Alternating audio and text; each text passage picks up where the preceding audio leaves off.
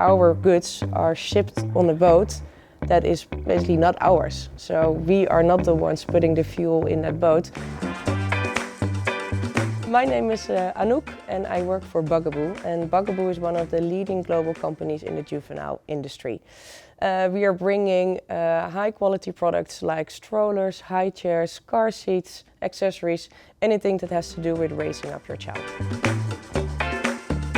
The choice of Bugaboo of becoming the most sustainable company in the juvenile industry is only natural. We have that pioneering mindset that we want to be leading, we want to make an actual impact, not only for parents of today, but also for their children who are maybe parents in the future. The reason that sustainability is high on the agenda for Bugaboo is because it's really carried and driven by our management team.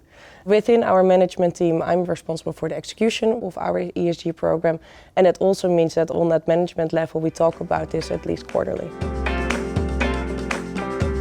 One of the business challenges we had when we started on our sustainability journey was basically our knowledge gap. So we knew what we wanted to reach, but how to get there, how do you start? So we started talking to consultants, we started talking to experts in the field, we started talking to other peers and competitors to understand what other companies are doing and how we are learning from that. We started analyzing and researching what the carbon footprint is of the company. That's when we learned that 80% of our carbon footprint comes from the materials that we're using in our products.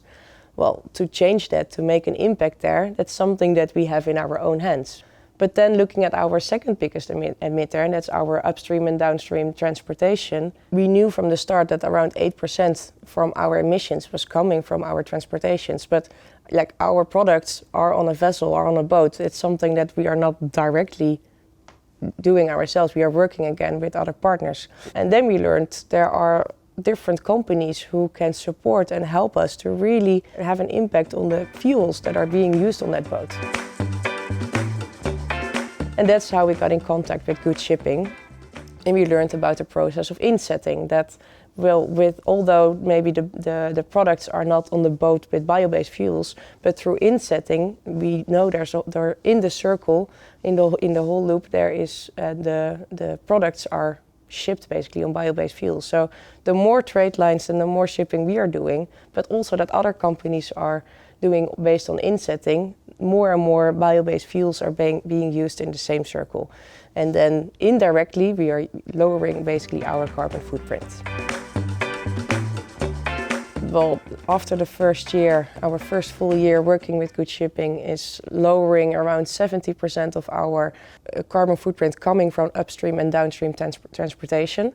And that was only by changing one shipping line. Over 2023, the absolute emissions reduced compared to the year before. And that is a great achievement because as a company, Bugaboo was growing. So we sold more products, we transported more products, but our full scope 3 reduced by around 6%. So I think a great thing to celebrate. And I know with continuing the program, we will move towards 90% reduction of that downstream and upstream transportation in scope 3. And nowadays, for 2024, we agreed that all our shipping lines will be insetted on bio-based fuels. One advice I would have for other companies is to start small. Look at different things that you can do and start with one thing and then from there you build. As an example, with Bugaboo, we started with certified refurbished. So we are refurbishing products and selling those again to consumers.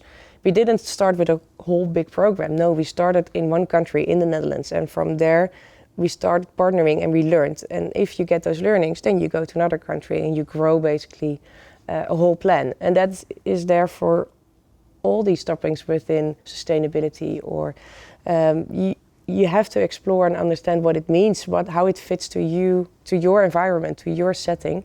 And when you get the learnings and you get to know other companies, you get to know peers, competitors, and what consumers are expecting of you. And that's with these learnings you grow it basically further.